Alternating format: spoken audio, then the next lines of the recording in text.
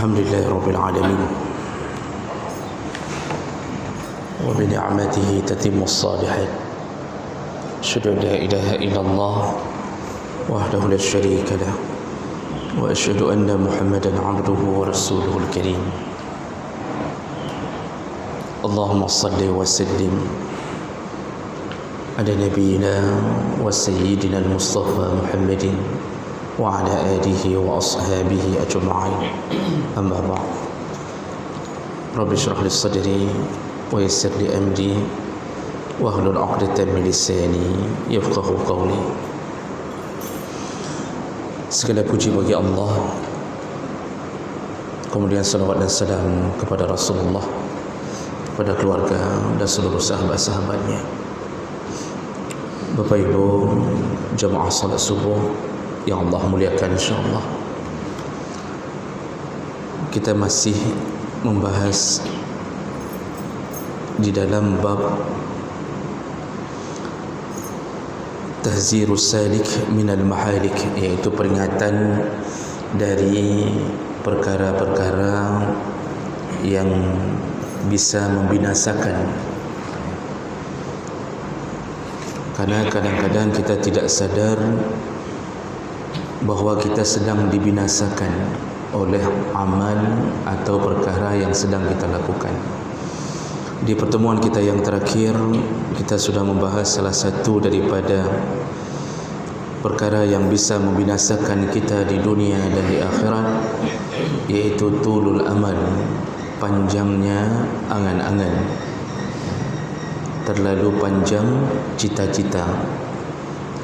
Jadi terlalu jauh merencanakan kehidupan untuk masa depan, padahal semua angan-angan itu diputuskan oleh kematian, dan kemudian dia harus menghadapi hakikat hidup yang sebenarnya, yaitu akhirat. Jadi panjang angan-angan itu bahaya. Jangan terlalu jauh mencita-citakan masa depan kita. Baik, kita sambung perkara berikutnya yang termasuk dari mahalik, dari hal-hal yang membinasakan, yaitu muhaqqiratuz zunub, meremehkan dosa. Ya, ini suka meremehkan dosa. Jemaah mulakan Allah Subhanahu wa ta'ala telah menciptakan keadilannya dengan menciptakan pahala sekaligus menciptakan dosa. Allah Subhanahu wa ta'ala sengaja menciptakan dua makhluknya ini untuk menguji manusia, agar manusia bisa mengetahui dirinya layak untuk mendapatkan kebahagiaan di dalam surga, atau dirinya memang pantas untuk masuk ke dalam neraka Allah. Jadi pahala dan dosa ini tidak nampak, tidak bisa disentuh, tidak bisa dilihat, hanya bisa dipercaya. Sebagaimana pahala Allah Subhanahu wa ta'ala akan membuatnya membela kita, maka begitu juga dosa akan membuat kita dimasukkan ke dalam penderitaan akibat dosa. Namun di antara kasih sayang Allah, dalam hadis Nabi disebutkan bahawa ketika seseorang berbuat pahala atau berbuat baik yang menimbulkan pahala, baru berniat sudah berpahala, baru berniat sudah berpahala, walaupun pekerjaan itu tidak jadi dilakukan.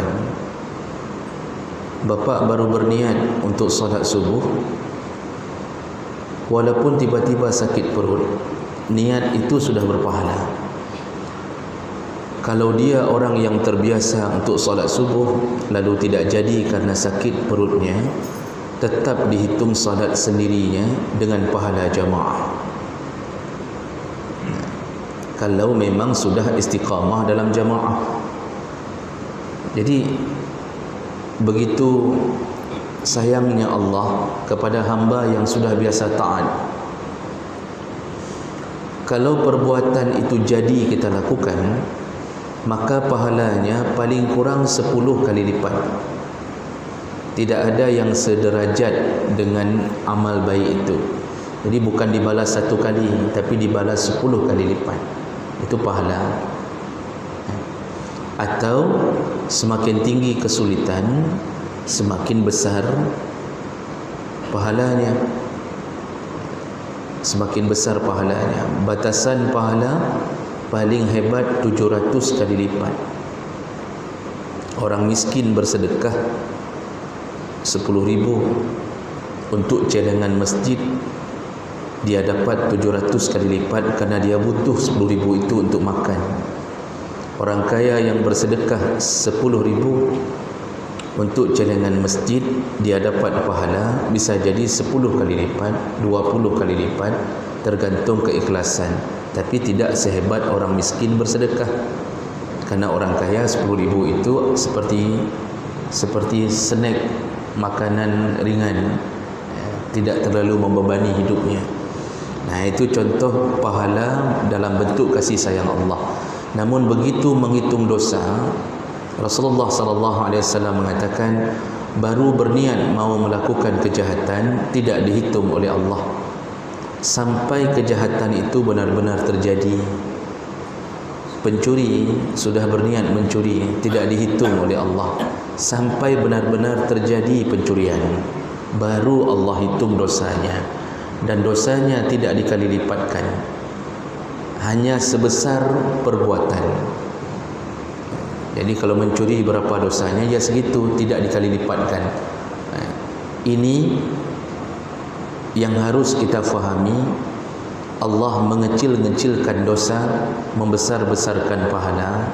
Kalau sudah begitu sayang Allah, tidak juga masuk surga, berarti kita yang memang batat. Berarti kita yang batat, tunggang, khianat. Allah sudah membuat kita kata mang surga apa nyata mau. Tapi tetap dalam neraka, berarti kitalah yang memang menzalimi diri sendiri.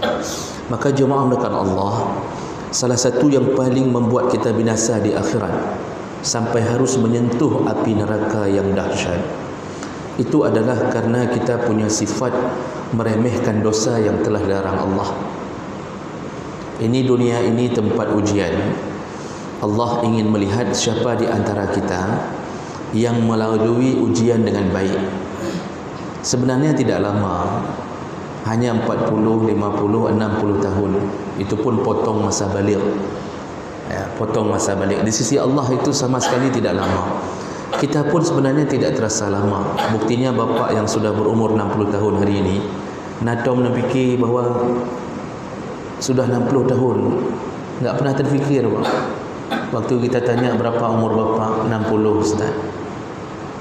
Pasti orang akan mengira, enggak nyangka dari tahun 70-an dia hidup. Sekarang tiba-tiba sudah tua. Jadi ini betul-betul ujian bagi kita untuk melewati apa yang telah Allah perintahkan atau Allah larang.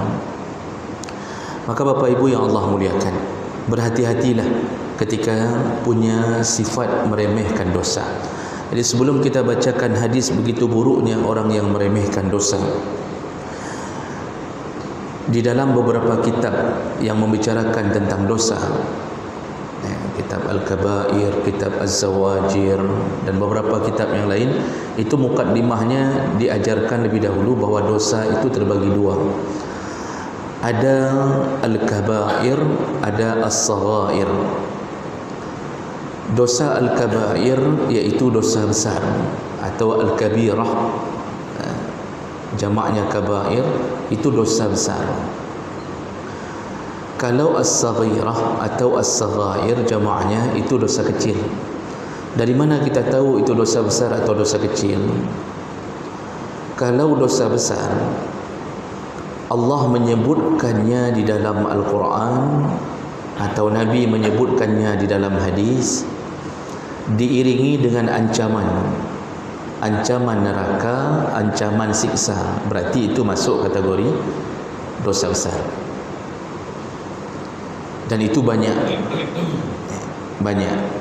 dalam kitab Al-Kabair 70 dosa besar, lalu dikembangkan oleh Imam Ibnu Hajar Al-Haythami dalam kitab Az-Zawajir menjadi 435 dosa besar. 435 atau sekian lah Pak ya. Jadi ini disebut dosa besar ketika ada hadis, ayat atau dalil yang mengancam yang melakukan itu, ancamannya neraka atau siksa. Nah itu berarti masuk kategori dosa besar. Sedangkan dosa kecil disebutkan oleh Allah baik dalam Al-Quran ataupun oleh Nabi dalam hadis, tapi tidak dibarengi dengan kalimat ancaman, hanya menyebutkan bahawa itu perbuatan buruk. Nah itu termasuk dalam dosa kecil.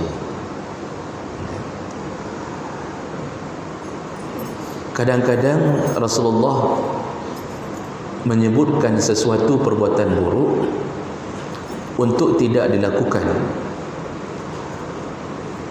Kalau dilakukan, maka dia jatuhnya ke dalam dosa kecil. Namun perbezaan dosa besar dan dosa kecil yang lain, dosa kecil begitu mudah diampunkan Allah dengan melakukan amalan-amalan sebagai penghapus dosa. Makanya banyak sekali amal penghapus dosa. Puasa Arafah diampunkan 2 tahun ke belakang, puasa Ashura diampunkan setahun ke belakang, istighfar yang tidak dibarengi taubat. Kalau dibarengi taubat bisa menghapuskan dosa besar. Ketika kita melakukan sesuatu langsung istighfar, astagfirullah misal begitu, itu dosa yang baru dilakukan, itu bisa Allah hapuskan kalau bentuknya dosa kecil. Atau tasbih, tahmid, takbir 100 kali, tasbih 33 kali, kemudian alhamdulillah 33 kali, Allahu akbar 33 kali, tutup dengan la ilaha illallah, diampunkan semua dosa kecil, walau kana misla zabadil bahr, walaupun sebanyak buih di lautan, kata Rasulullah. Tapi orang mengira diampunkan dosa besar. Tidak, hanya dosa kecil yang diampunkan, hanya dosa kecil. Ketika kita sujud, dosa kita diletakkan di atas pundak. Sujud, maka berguguranlah dosa itu. Itu yang gugur apa? Dosa kecil. Ketika kita berjabat tangan dengan seorang sahabat muslim, ikhlas mencintainya karena Allah, kita jabat tangan, maka berguguranlah dosa sampai tangan itu terlepas. Itu dosa apa? Dosa kecil. Jadi yang dosa besar tidak bisa diampunkan dengan begitu. Dosa besar itu diampunkan hanya satu kuncinya, yaitu taubatan nasuha, yaitu taubat yang tidak pernah mengulang kembali perbuatan tersebut. Nah sekarang yang jadi masalah jemaah maka Allah, ada orang taubat tidak, mengampunkan dosa kecilnya pun tidak. Siapa mereka? Yaitu yang suka meremehkan dosa. Dari Sahal bin Sa'ad radhiyallahu anhu qala Rasulullah sallallahu alaihi wasallam, Rasulullah berkata, iyyakum wa muhaqqiratiz dzunub. Kata Rasulullah, waspadalah, berhati-hatilah ya, dengan apa? Muhaqqiratiz dzunub, yaitu dengan perbuatan atau sifat meremehkan dosa. Ka qaumin nazalu fi batni wadin, orang yang suka meremehkan dosa, biasa yang paling suka diremehkan dosa kecil. Kalau orang sudah sampai pada tahap meremehkan dosa besar, itu dia sudah masuk golongan munafik atau orang-orang yang tidak lagi dalam bimbingan hidayah Allah. Tapi kita kalau masih ada iman, biasa masih takut melakukan dosa besar, atau pernah terjerumus ke dalam dosa besar, berzina, makan riba, durhaka, mabuk, suka berbohong, ya, macam-macam. Pernah terjerumus begitu dengar satu nasihat, kalau masih punya iman, hatinya merasa takut, itu masih punya iman. Ya. Nah ini dia bertaubat.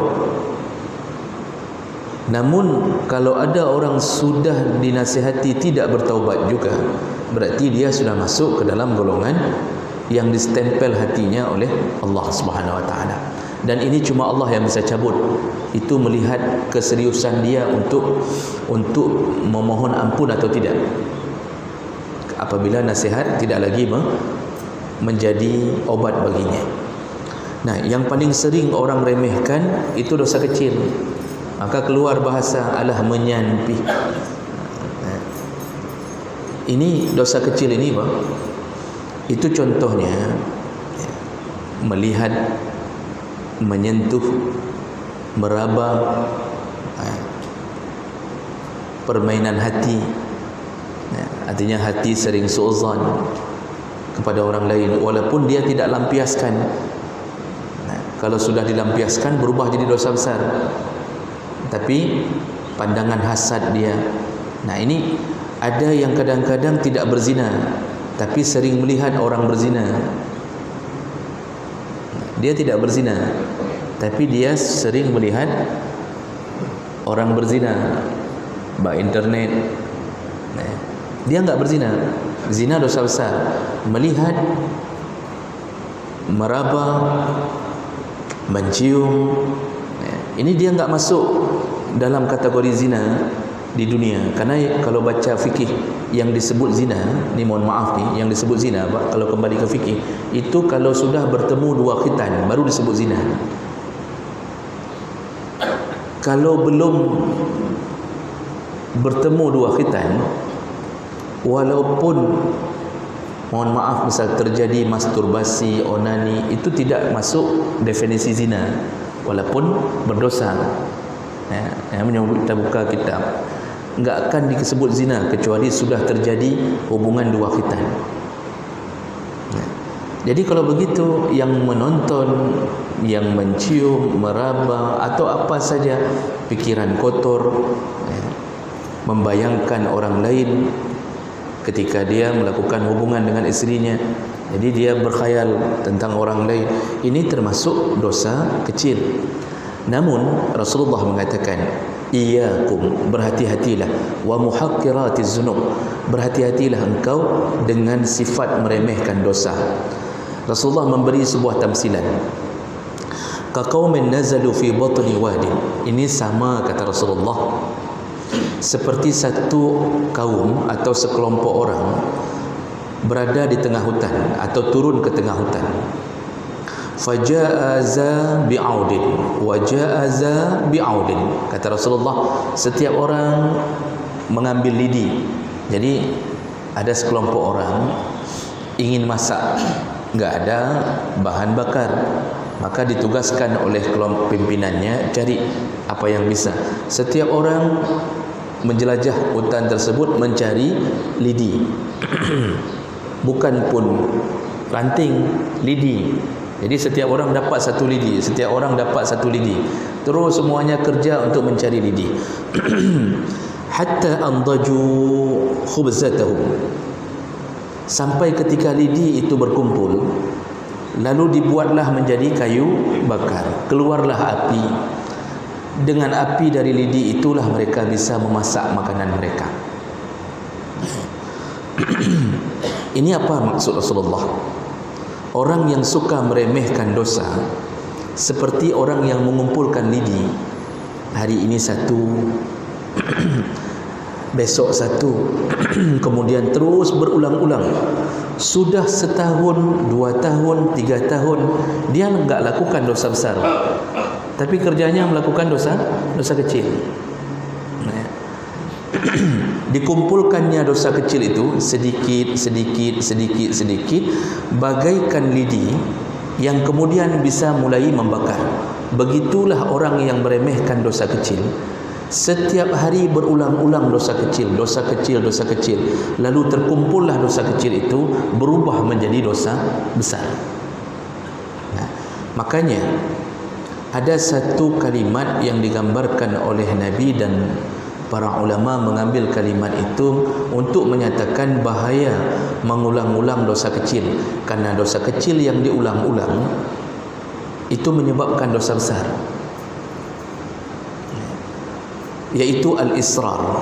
Disebut dengan al-israr. Al-israr ala al-ma'siyah, mengulang-ulang dosa kecil.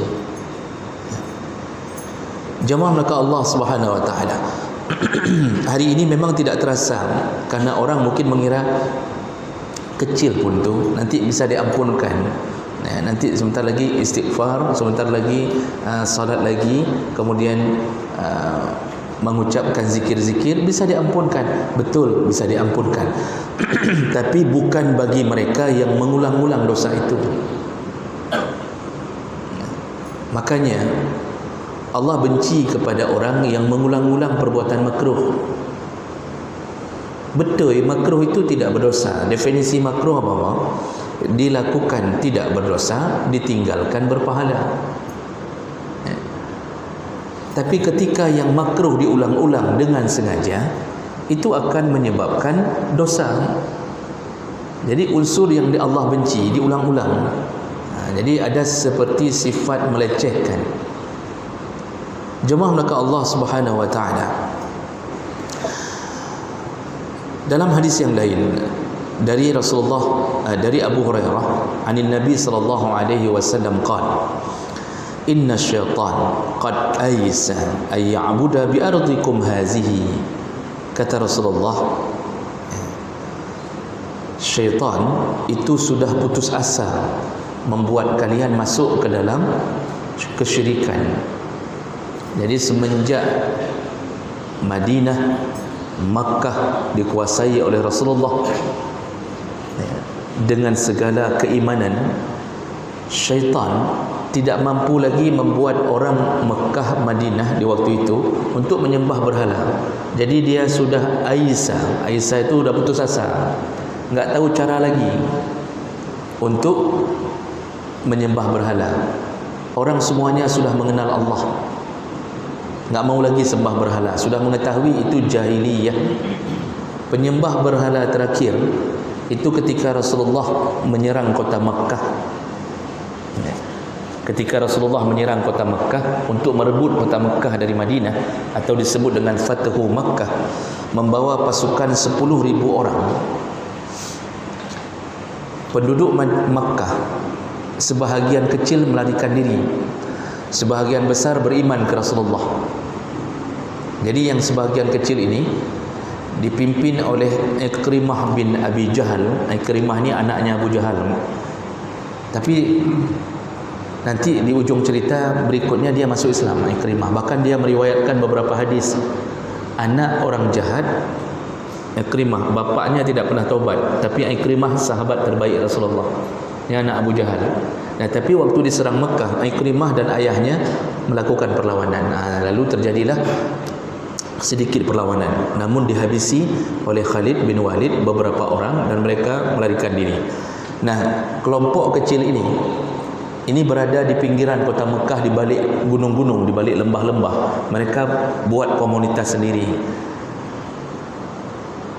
Lalu terdengarlah kabar ke telinga Rasulullah bahwa kelompok kecil ini yang belum beriman ini rupanya membuat berhala baru.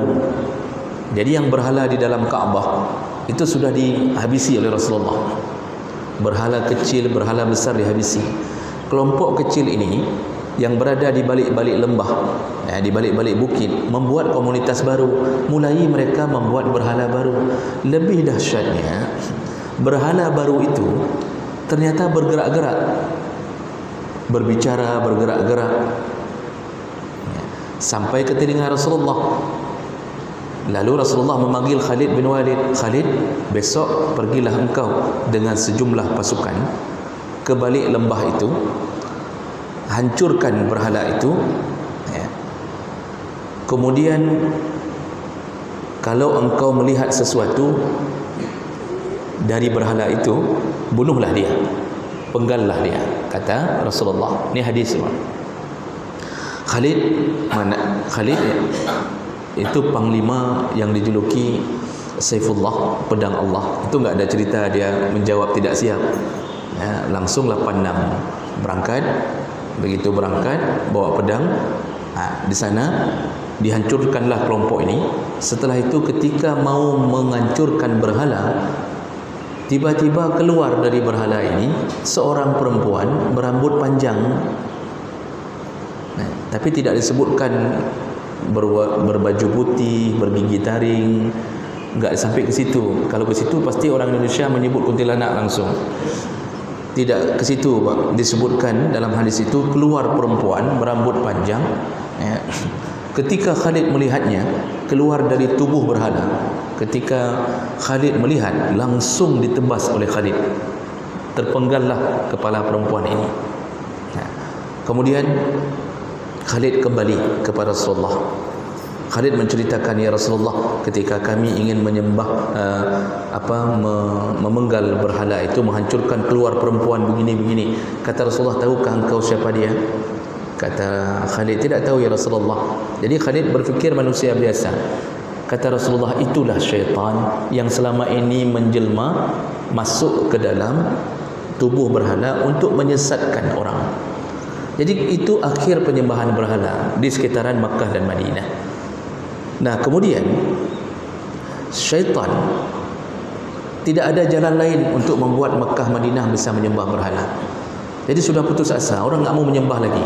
Sudah bodoh. Sampai Umar bin Khattab pernah sekali tersenyum, sekali menangis. Dilihat oleh sahabat, kenapa engkau tersenyum wahai Umar? Pekan kaki gerau ke?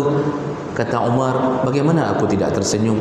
Dulu di masa jahiliahku, aku membuat berhala sendiri dari tepung bereh, gandum. Saya buat berhala dari tepung gandum, dibuat jadi bentuk berhala. Setelah dibuat, ku potong sendiri, ku makan sendiri. Jadi dia tertawa. Dia mengingat kebodohannya masa lalu, dia tertawa. Lalu kenapa engkau menangis ya Umar? Kata sahabat lain, aku teringat dosa-dosaku di masa lalu. Begitu banyak dosa yang kulakukan. Nah, jadi jemaah mereka Allah, apa kata Rasulullah berikutnya? Ketika syaitan tidak mampu menjatuhkan seseorang dalam dosa besar, ini syirik sudah ditinggalkan ni, dosa besar tidak mampu dijatuhkan. Apa yang dilakukan syaitan? Walakinnahu qad radiya minkum bima tuhaqqirun. Dia berusaha untuk membuat engkau ridha terhadap dosa-dosa kecil yang engkau remehkan. Ini tipu daya syaitan ni.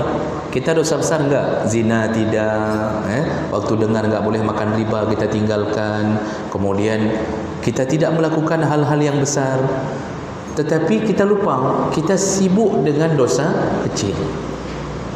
Contohnya sederhana, ya seperti tadi, lihat HP terus-terusan, lihat aurat, ya. Atau pernah kita sebutkan mubazir. Sifat mubazir itu tidak masuk dosa besar, masuk dosa kecil. Jadi kita hidup, gaya hidup kita hidup tabzir. Kita hidup berlebihan tanpa dibutuhkan.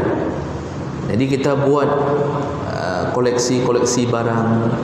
Kita beli mobil-mobil kecil, kita koleksi, taruh di ruang tamu, taruh ada satu lemari, ya. Kita taruh mobil-mobil kecil. Pokoknya kemana pergi beli mobil kecil. Susun ya Pak, susun. Ada yang beli Tupperware sampai 1000 model Pak, yang ciko, yang bulat, yang habis-habis Tupperware. Menaik tibit belum, tapi enggak dipakai, disimpan di sudut lemari, bertumpuk-tumpuk. Kalau kita hitung isinya itu sudah belasan juta. Ini termasuk golongan dosa kecil, tapi kita enggak sadar-sadar, kita pelihara terus-terusan, berubahlah dia menjadi dosa besar. Ini yang paling bahaya. Jadi syaitan tidak mampu menjatuhkan kita ke dalam dosa kecil, maka dia akan dalam dosa besar, dia akan membuat kita berdawam atau terus-terusan melakukan dosa-dosa kecil sampai berubah menjadi dosa besar. Rasulullah sallallahu alaihi wasallam mengingatkan Aisyah, "Ya Aisyah, iyyaka wa muhaqqiratil a'mal." Aisyah, hati-hatilah meremehkan dosa-dosa dari amalmu. Fa inna laha minallahi taliban, karena setiap dosa kecil pun Allah akan minta pertanggungjawaban kalau tidak diampunkan oleh Allah ketika sudah berubah jadi dosa besar. Jadi hati-hati kita melihat seakan-akan dosa kecil itu tidak diminta pertanggungjawaban, padahal itu pun tetap harus tanggungjawab. Wa may ya'mal misqala zarratin syarra, sekecil biji zarrah engkau melakukan keburukan, tetap yarah, engkau akan diperlihatkan dan bertanggungjawab. Ibnu Mas'ud menggambarkan tentang kondisi seorang mukmin antara takut dengan tidak takut dengan Allah terhadap dosa. Kata Ibnu Mas'ud, innal mu'min yara zunubahu ka'annahu qa'idun tahta jabal. Orang kalau punya iman, dia melihat dosa seperti dia berada di bawah gunung. Yakhafu ayyaqa alaih, dia takut sekali dosa itu menimpanya. Jadi orang kalau masih ada iman, dia lihat dosa seperti melihat gunung besar, takut sekali kalau jatuh ke atasnya. Jadi dia takut jatuh, dosa itu jatuh ke atasnya. Itu orang kalau punya iman. Wa innal fajir yara zunubahu kazubabin marra ala anfih. Tapi orang yang sudah kehilangan iman, maka dia melihat dosa besar seperti melihat lalat lewat di depan hidungnya. Jadi enggak peduli lagi. Ke desa juga. Enggak salat, aku udahlah, enggak salat. Apa masalahnya memang? Begitu kita ingatkan, nak sembahyang, dia nanya balik, urusankah? Namakah? Biar pun kekeh. Begitu bahasanya, Pak. Ini contoh orang yang memang jatuh dalam dosa besar tapi meremehkannya. Maka coba lihat hari ini, Pak, anak-anak muda kita, Masya Allah, yang ke masjid berapa orang, yang tidak ke masjid berapa orang. Dari yang tidak ke masjid berapa orang yang solat? Banyak sekali yang tidak solat lagi. Maka saya di mana-mana mengulang-ulang, gaduh pebangga ro Serambi Mekah, gaduh pegah ro turunan cik di tiro cutnya di semayang hana. Seakan-akan nanti hari kiamat Allah bertanya, dari Panai, dari Aceh, surga aju, ini Aceh surga aju. Hana bupu tamang je surga. Orang Acehnya orang terlebih hati gerung dunia, tamang je surga, hana bupu.